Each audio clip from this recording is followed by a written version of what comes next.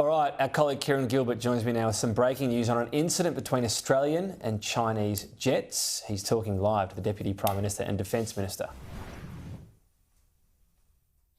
Yeah, Tom, we're live from the office of the Deputy Prime Minister. Thanks for your company. And there was quite a concerning incident over the South China Sea a couple of days ago. That's right, Kieran. On Tuesday at about 1 o'clock Australian time, an Australian P-8 that was flying in international airspace in the South China Sea was challenged by a couple of J-16 Chinese Air Force planes, their fourth generation fast jets.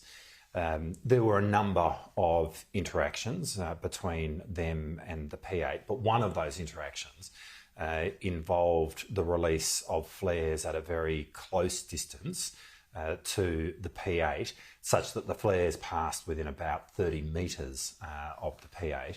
What's important, though, is that the proximity of the J-16 was so close that there's no way you could have been able to ensure that the flares did not hit the P-8. Now, as it turned out, they didn't.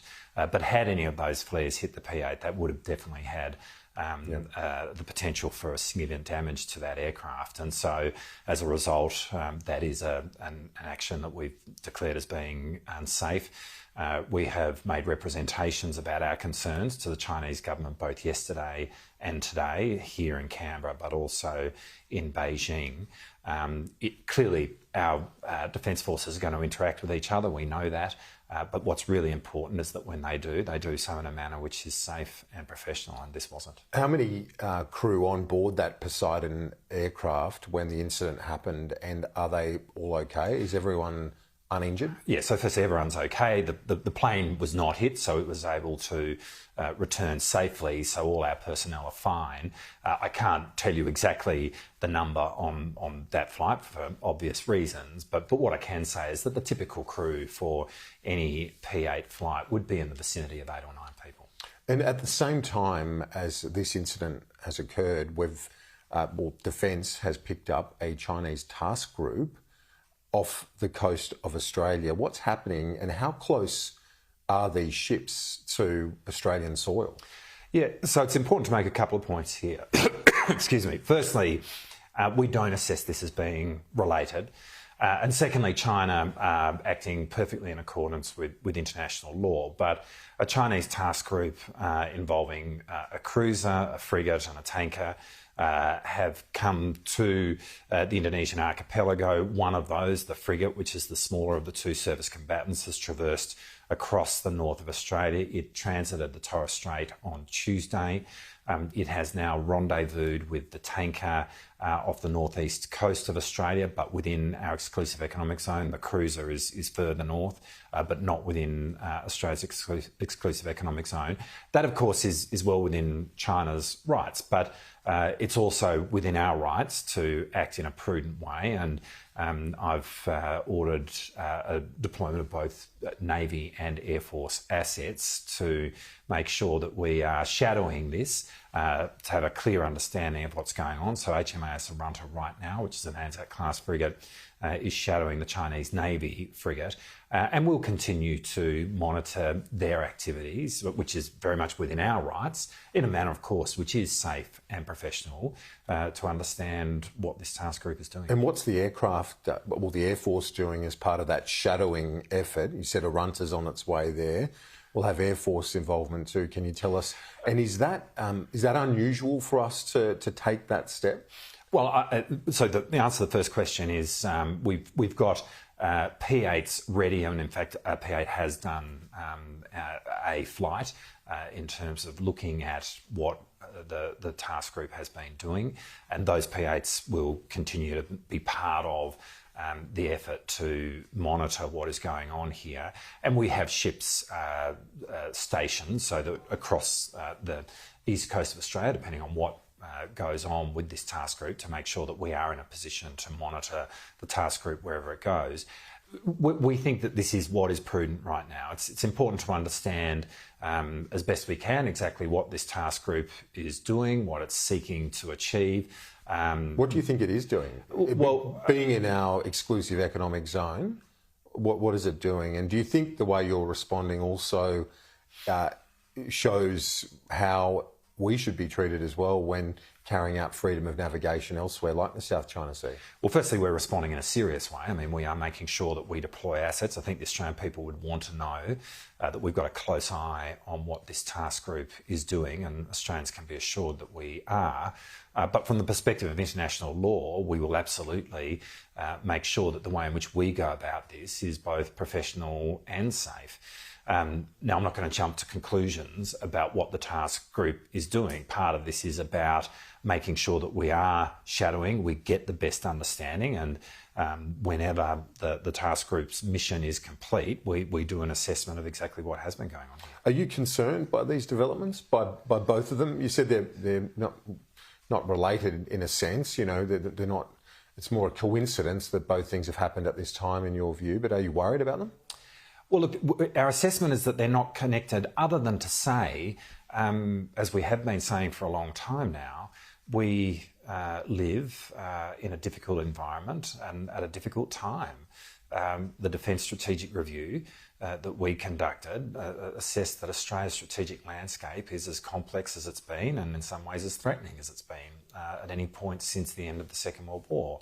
Our Navy and our Air Force are very busy in asserting the rules-based order as a trading island nation, which is very reliant on our sea lines of communication. They are busy doing that work. And it is a bit of a reminder to Australians that their servicemen and women are actually, it's more than training. We're out there making sure that we are acting in the national interest and keeping Australians safe.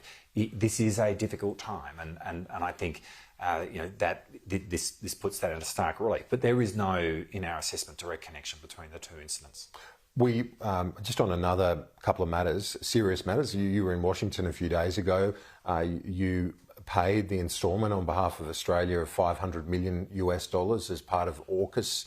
Are you worried, and this goes to the tariff question, beyond the dollars when it comes to industry and aluminium and steel, about the impact potentially on Australia's and the faith that Australians have in the alliance and AUKUS? Because they're thinking, if the Deputy Prime Minister's there paying $500 million and then a few days later we cop tariffs, how does that marry up?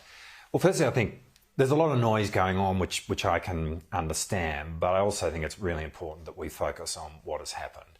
A couple of days ago, the President of the United States and the Prime Minister of Australia spoke with each other, in which it was agreed that there would be active consideration given to an Australian exemption from the tariff decision that America made across the board. And we will now take the opportunity that represents to put our case to the United States about why there should be an exemption across the $100 billion two-way trade between our two countries, but a two-way trade which is very much in America's surplus. And that is unusual relative to other trading relationships that the United States has, and means that it would very much be in an American interest, of course an Australian interest as well, but an American interest to have a trading exemption What did Secretary Hegseth think? Well, I mean, is he supportive of our push on that? Well, in the meeting I had with Secretary Hegseth, we obviously made the public comments that we made. I'm not going to speak about that meeting beyond the public comments that he and I made.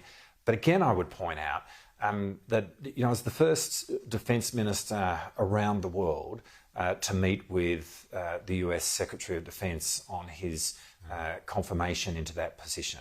Penny Wong was the second Foreign Minister to be met by Secretary Rubio on his confirmation into his position.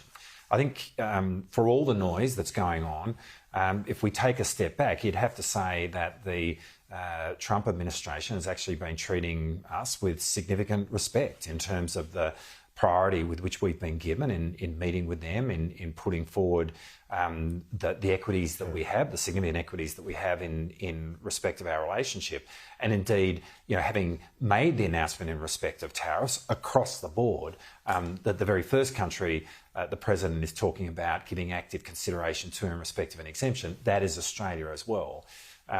We know that President Trump is going to bring in policy differences. None of that's a surprise. That's what he took to the election in the United States last year, and we well understand that.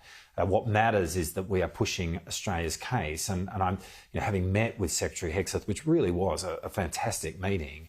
I can say to Australians that we can have a sense of confidence that the fundamentals of the alliance, the fundamentals of our relationship with America, will be strong under this administration. One last question. I know you've got to get going, but on that video from New South Wales nurses, and then we've subsequently had comments from people, not to say the majority, but some. There was one individual who supported what they said in our comments in the community and interviews in the community today. Are you worried that this has been allowed anti-Semitism to rise too much without too much forceful pushback, and that are you concerned there is some elements of our community in Sydney and Melbourne where this extremist view when it comes to Israel and Jews is entrenched? Well, just a few weeks ago, I spoke at the Sydney Institute about my concerns in respect of the rise of anti-Semitism in Australia. And I said then, and I say it now, that it's the highest level that I've seen in my lifetime. And I have a deep concern about that. And it's critically important, as this government has, to call it out from the get-go. I'd make the point that as a government, we have criminalised more hate crimes than have previously been the case. We've criminalised the Nazi salute. We've criminalised the swastika. We've provided millions of dollars in funding for security for Jewish community centres. But is that view entrenched in some parts of the community? It feels a tragedy that we have to provide that funding, but we are doing that. And of course, we have Operation Avalite in place with the Australian Federal Police, which is working with similar task groups in state police forces, particularly focused on dealing with the question of anti-Semitic hate crime. There is no place for the kind of comments that we heard from those nurses in Australian society. It is disgusting and it is appalling. It is anti-Semitism, which is rooted in bigotry and prejudice, and it is fundamentally un-Australian, and we speak very clearly in respect of that. I'd also make this point. It really matters, I think, to the Jewish community, but across the board, that this is a matter which is seen above politics. There obviously is unity when you look at the parties of government in this country in terms of our opposition to anti-Semitism, our opposition to bigotry and prejudice. And it's important that there is unity at this moment in time to make it completely clear that this kind of conduct has no place in our country. Deputy Prime Minister, thanks for your time. I appreciate it. Thanks, Kieran.